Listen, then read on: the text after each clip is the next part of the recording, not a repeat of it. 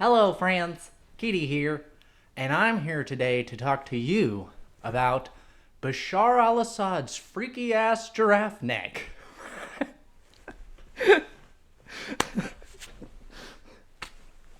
Sorry, that's the wrong video. That's the wrong video.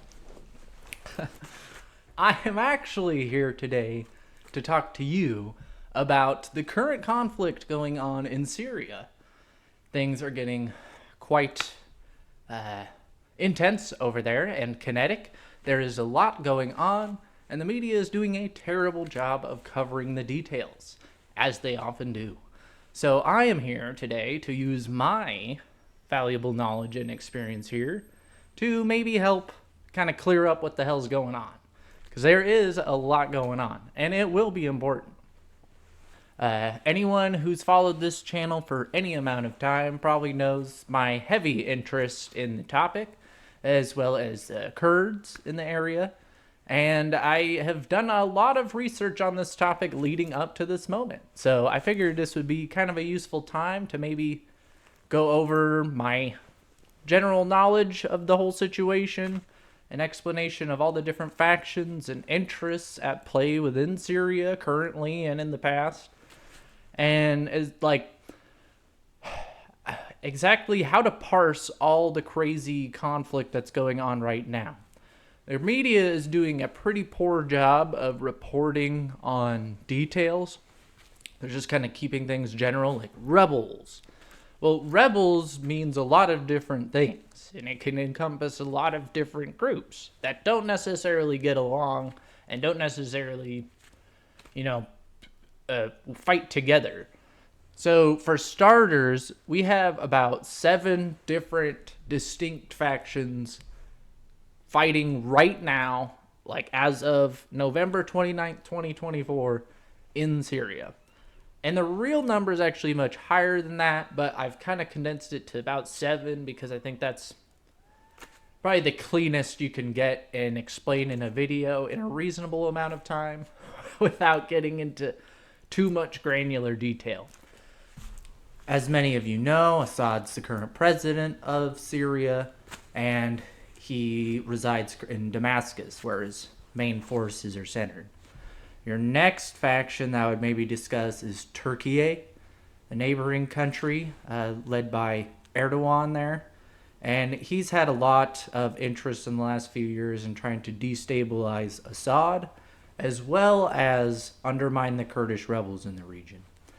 More on that later. But, so you have, next would be probably the United States. The United States has been active in Syria off and on since the Civil War.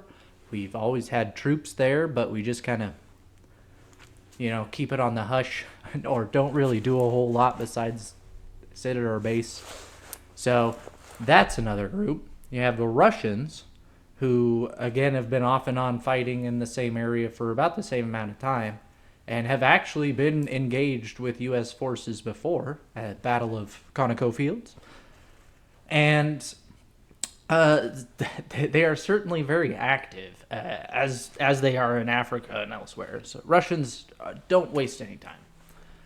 Your next group, I would have to say, would be Israel. So if anyone's been paying attention to the news, as part of Israel's response to Iranian proxy groups, they've been launching strikes into Syria and hitting targets there. And several Iranian Royal Guard folks have died there. The next group kind of tied in with that would be Iran. So Iran has historically supported the Assad regime, but mostly out of a geopolitical game to undermine Israel however they can, or to make friends to fight Israel should a conflict arise. So Iran is a distinct entity or interest in this sort of grouping, but they do oftentimes fight alongside the Assad forces. Your next group is probably then going to be the Kurdish rebels. So this faction is, folks know the YPG, the YPJ, the Syrian Defense Forces. A lot of these the faction that basically opposed Bashar al-Assad in the Syrian civil war, but broke away and made their own region there in Rojava. It consists of Kurds and Arabs and a pretty large multi-ethnic group of people, but it is largely primarily led by the Kurds. So that's why I call it kind of the Kurdish faction within Syria. They are often considered rebels, and I think the UK considers the PKK a terrorist organization, and some of those Kurdish groups like that. And contrast the Kurdish rebels, to the last group I want to mention, I'm kind of calling the Wahhabist faction. There's a lot of groups within it. More notably right now is Hayat Tahrir Al-Sham, which HTS, which is a jihadist faction that formerly was part of Al-Qaeda. And they fight within the region, usually against the Assad forces, but oftentimes against the Kurds as well. The Kurds and the Wahhabists don't often get along. And one thing that's kind of notable about the Wahhabists, or the jihadists, if you will, in their area, is some have noticed that they'll wear ISIS flags, Daesh as they're called. And people have noticed a lot of Daesh imagery among HTS forces and units. And that's kind of alarming, which seems to suggest that maybe the once distinct group of ISIS within Syria is now sort of intermingling among other extremist Muslim factions there. But I do think it's important to note that while the media calls the situation basically rebels, the rebels in Kurdistan, or in Rojava, I should say, resisting Assad, are pretty distinct from the HTS jihadist types. For a lot of reasons, not to mention, least of which is Rojava has a democratic, sort of more modern style of government. They call democratic confederalism. They don't believe in things like beheadings or terrorism, and while the PKK has been criticized for certain, even recently, terrorist attacks, it's generally not a sentiment that is like popularly desired over there.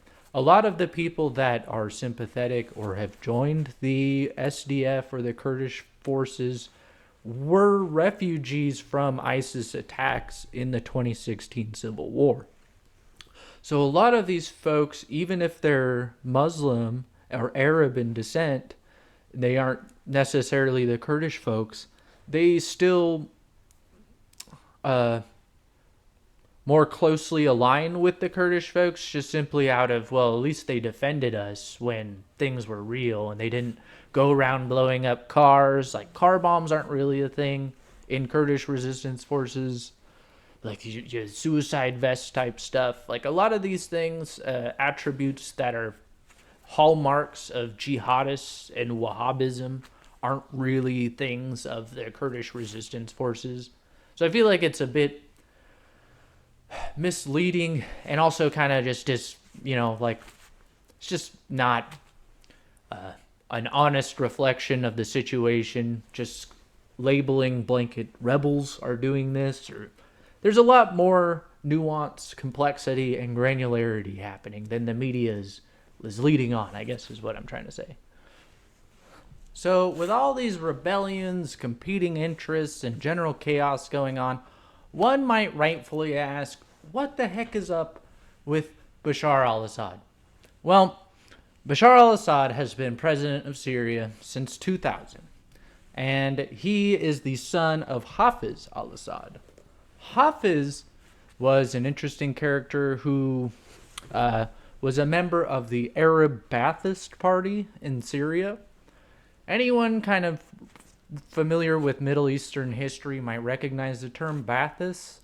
This was like a rising group of Arab, Muslim, usually like religious, military officers that were well educated and coming up in the ranks of Arab society, and decided to basically that they should take matters of politics into their own hands, and often led to several coups d'etats, and regimes such as Saddam Hussein was a famous Baathist.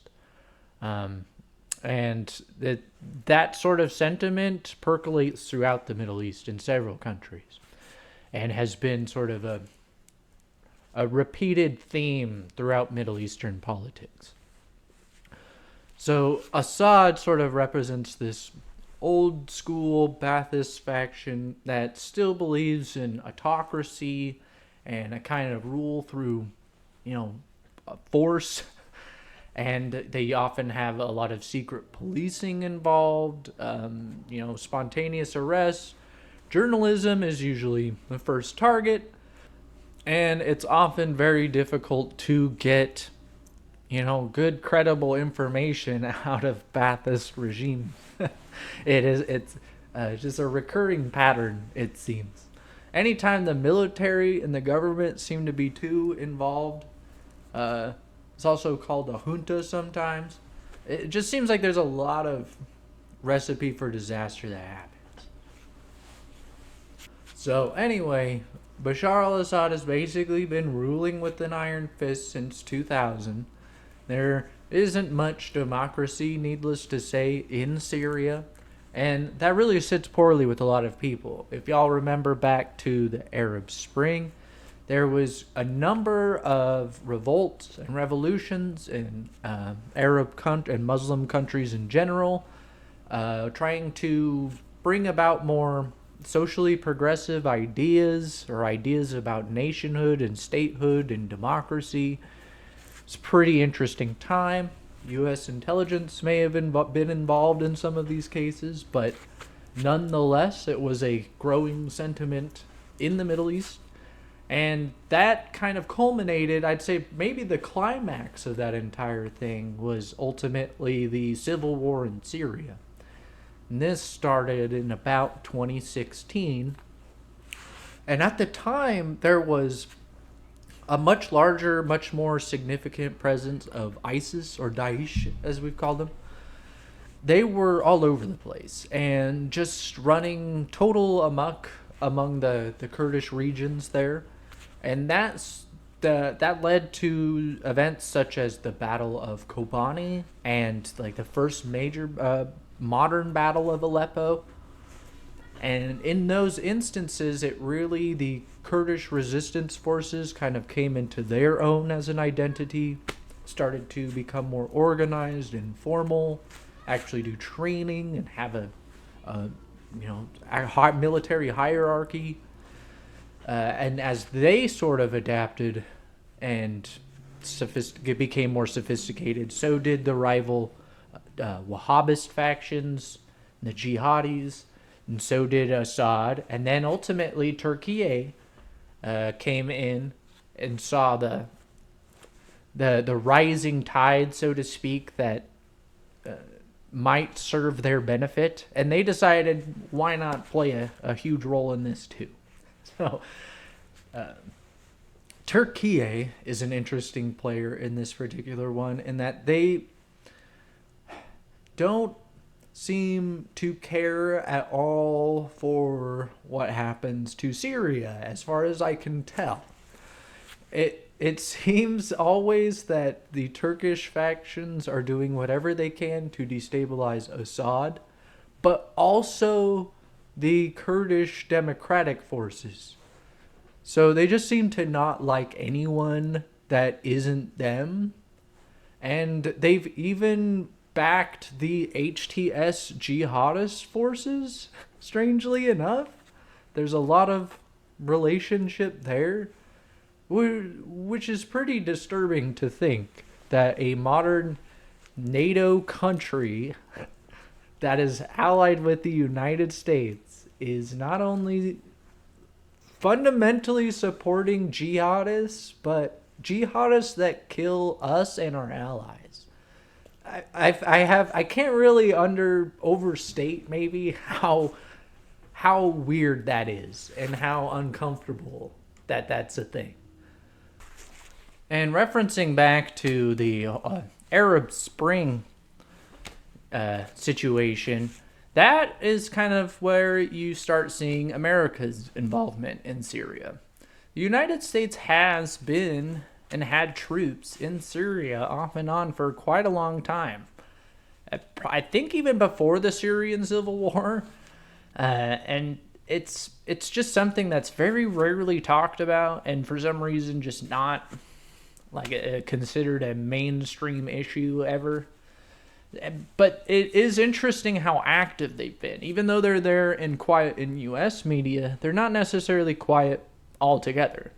United States forces most notably train a lot of the Kurdish forces, or have trained them.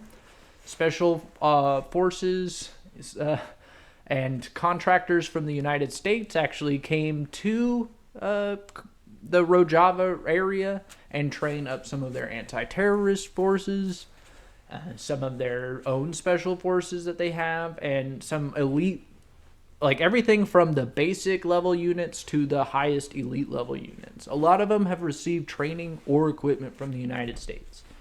If you look at any Kurdish like special forces type folks, a lot of them are using a modern, I think, SOP mod Block 0 ARs, which is pretty badass, but like that's not something that you necessarily go buy at the store there.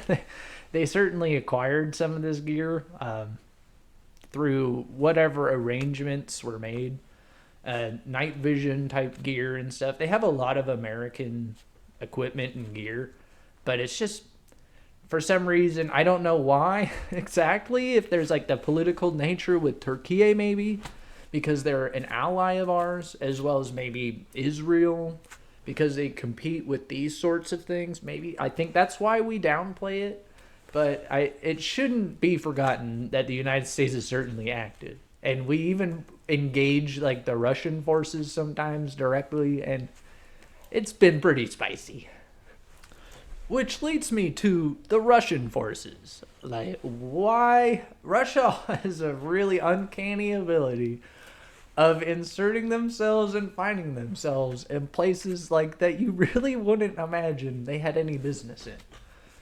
So one thing about the Baathists is, back in the day, a lot of them did get like occasional support from the Soviet Union, and there was kind of like a long standing or an understanding that, hey, if you don't like the West and the West is your enemy, at least Russia and your friends here in the communist states will help you out. So the Baathists weren't necessarily iconic socialists or communists by any stretch, but a lot of them did reach out to such groups for assistance. And to this day, you see a pretty strong relationship between Bashar al-Assad and Russia. And for seemingly not a lot of good reasons. Bashar al-Assad isn't super popular in his own country. He has ruled for a really long time. He hasn't done a great job of stabilizing it very much, or like conceding any kind of thing to anyone ever. He's very antagonistic towards all his neighbors, and I just don't get really why they back him so hard, but it's historically just been a thing. And I think, Putin's all about that, making themselves look any better than America anytime they can. And they're just there as trolls or something, doing what the Botniks do best.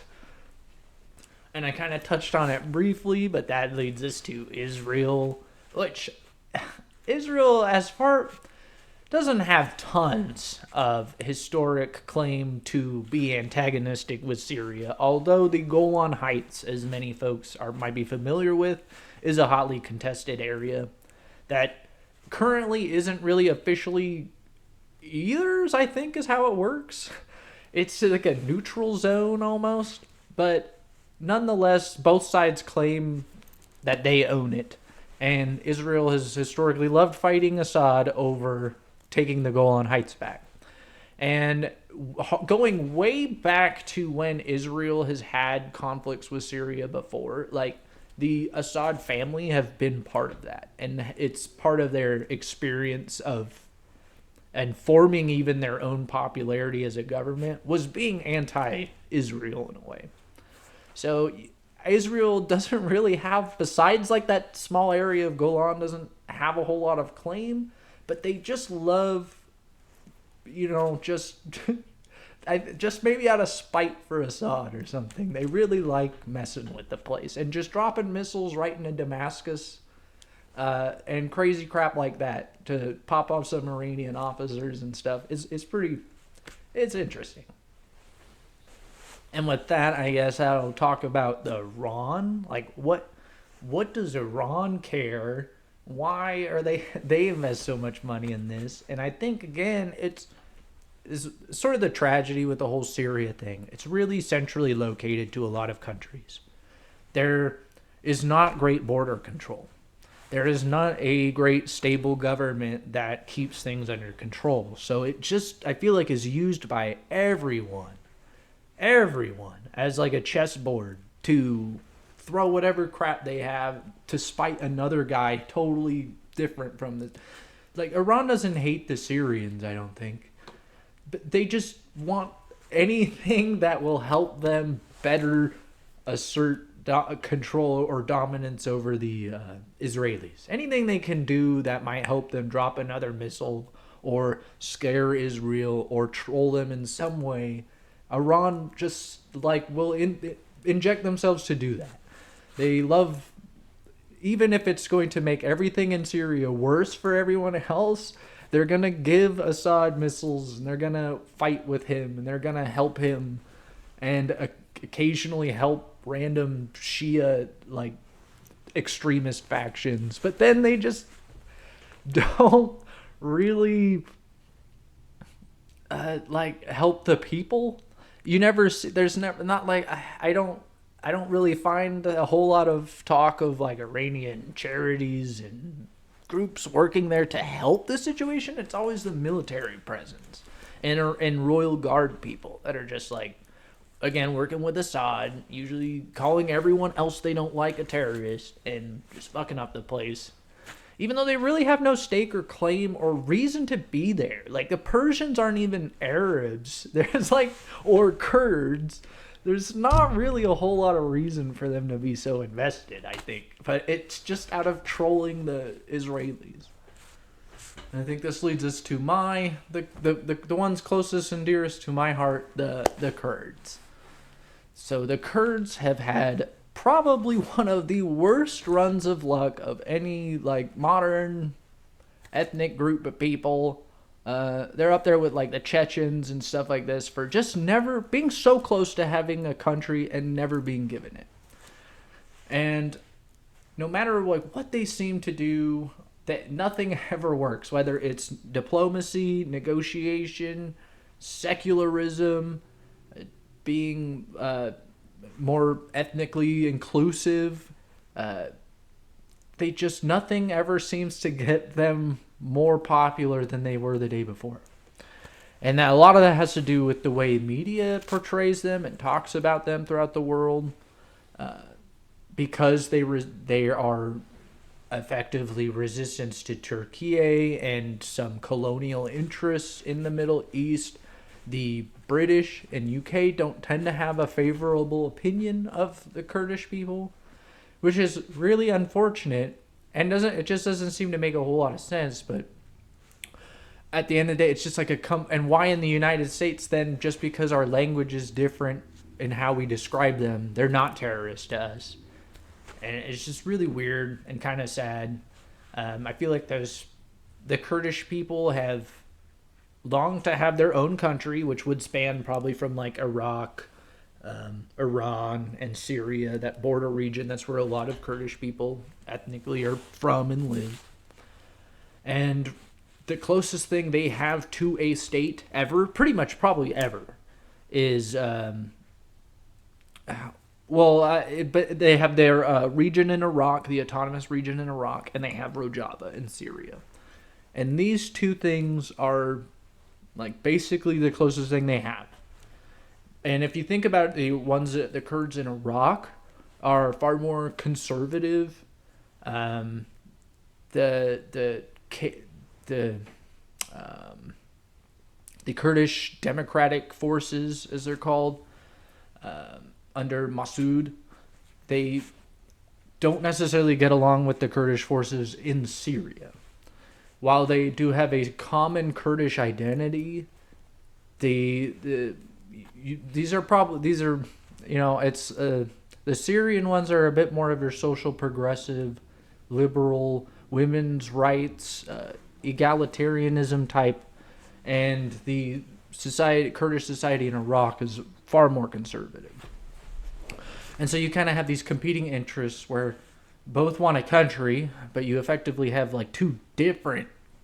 I mean, they're very different, even though they're Kurdish states that are trying to become autonomous and recognized internationally. But I really feel for these people, and I hope sometime in the near future, one thing I've always hoped for is that they would have a state of their own or some kind of thing that they could at least cling to and fight for and actually have. And that would maybe, I feel like, alleviate a lot of these issues that other neighboring groups like the Arabs in Syria and stuff have with feeling like the pressure from them. I just feel like it doesn't need to exist. And a lot of it comes down to colonialism, back to like Sykes-Picot Agreement, and the drawing of the borders for all these countries was just kind of arbitrarily done by Europeans and people who didn't really care about the people. And the Kurds really got screwed out of that one and left out. And so I feel for them. And I think that's why, to this day, the United States has such a close relationship with them. We have a lot of feelings and sentiments in common. And even though we may carry it out differently, it's if you've ever spoken with a Kurdish person, I feel like they are they're very I love them. I love them dearly. And in discussing the last faction, the jihadists, I think that's where we'll end it, because that takes us to the present day and the current battle and conflict happening there. So there's, as you said, like, just simply by the merit of the government never really establishing full control of the whole region of Syria, there's always been pockets that are just kind of not under government control or very difficult to control. One of these is the Iraqi border with Syria. This is a very mountainous, rugged kind of area. It's not the most hospitable to try to walk through, but it is a pretty difficult border to secure, and it's facilitated a lot of movement of, like, essentially refugees from other countries. However, not refugee in the typical sense like they're fleeing persecution. It's usually refugees in the sense that they're jihadists or Wahhabists, like extremists that are no longer accepted in their given countries, or like Iraq and what have you. And so they have no choice but to go to Syria, where it's relatively lawless. And that is a very unfortunate fact, and it leads to basically like a never-ending cycle of new generations of extremist jihadists that come in and out and don't. A lot of them aren't even from Syria, is like the craziest thing, or even have like a necessarily an ethnic tie to it, but just out of, political cause or wanting to fight and represent their hardline Wahhabist beliefs. They just ended up in there to try to stir up chaos, and it's really unfortunate.